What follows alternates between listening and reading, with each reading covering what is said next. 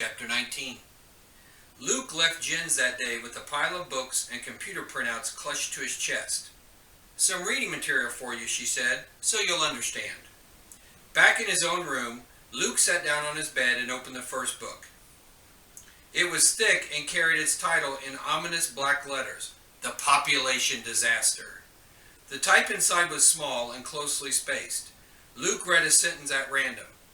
"While debate continues over the carrying capacity of the Earth," he skipped ahead, "if the total fertility rate in industrialized countries had remained at or below 2.1, Luke saw that reading this book would be like puzzling out the letters Dad got from the government.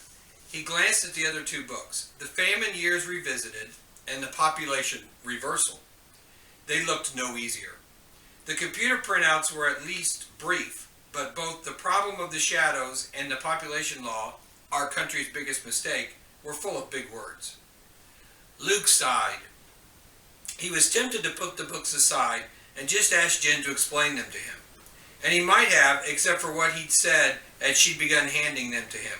"Oh my gosh, I didn't think. You can read, can't you?" "Of course," Luke had answered stiffly. "I was reading in the chat room, wasn't I?" "Yes, but you could have been... Oh, never mind. I've offended you again, haven't I? Me and my big mouth. It wouldn't have been anything to be ashamed of, even if you couldn't. Oh, I'm making things worse. I'll shut up here." And it had seemed to Luke that she'd pulled even bigger books off the shelves after that. Now he resolutely turned to the beginning of The Population Disaster and began reading. Since some elements of the overpopulation crisis were foreseen in the 1800s, an uninformed observer could only wonder why humankind came so near to total annihilation, but Luke reached for the dictionary and settled in for the long haul. It rained for the next several days, so Luke read constantly, not even tempted to race over to Jen's. He could hear Dad banging around downstairs, stomping in and out of the barn or the machine shed. Now that the harvest was in, Luke thought Dad might be bored without the pigs to take care of. So Luke read cautiously, always ready to shove his population book under his pillow and replace it with one of his adventure books. The preparation paid off on the fourth day when he heard Dad's footsteps on the stairs. "Hey Luke, what are you up to?" "Nothing," Luke said, turning Treasure Island right side up at the very last moment. Dad didn't notice. "Want to play cards?" They played rummy on Luke's bed. Luke could feel the corner of the population disaster poking his back throughout the entire game. And he kept wanting to ask Dad about what he was learning. He spent most of the first game biting his tongue. Dad won. "Again?" Dad asked, shuffling the cards. If you don't have any work you've got to do in November with no livestock? Only work I've got now is figuring out how we're going to pay our bills once the hog money runs out. Isn't there some way to grow stuff inside during the winter, like down in the basement with special lights? Lots of water and extra minerals? And then you could sell it," Luke asked without thinking. He just finished reading a chapter in the population book about hydroponics. Dad squinted. "Seems I did hear tell of that once." Luke won the next hand. Dad didn't seem to be concentrating. At the end, Dad said, "You mind if we quit?" Luke was terrified Dad would ask where he'd heard of hydroponics, so he just said, "No problem." Dad left muttering, "Growing food inside. Luke wished he'd had the nerve to ask about the population law, or the famines, or even some family history. Once he got past the dense language, the books Jen had loaned him were full of revelations. As best he could understand it, the world had simply gotten too full of people about 20 years earlier. Poor countries had it particularly bad, and people there often starved or were malnourished. But then something worse happened. Terrible droughts struck the parts of the world that always grew the most food. For 3 years they grew almost nothing. People everywhere starved. In Luke's country, the government began rationing food, only allowing people to have 1,500 calories a day. And to make sure there was food, they seized control of all food production. They forced factories that had made junk food to crank out healthy food instead.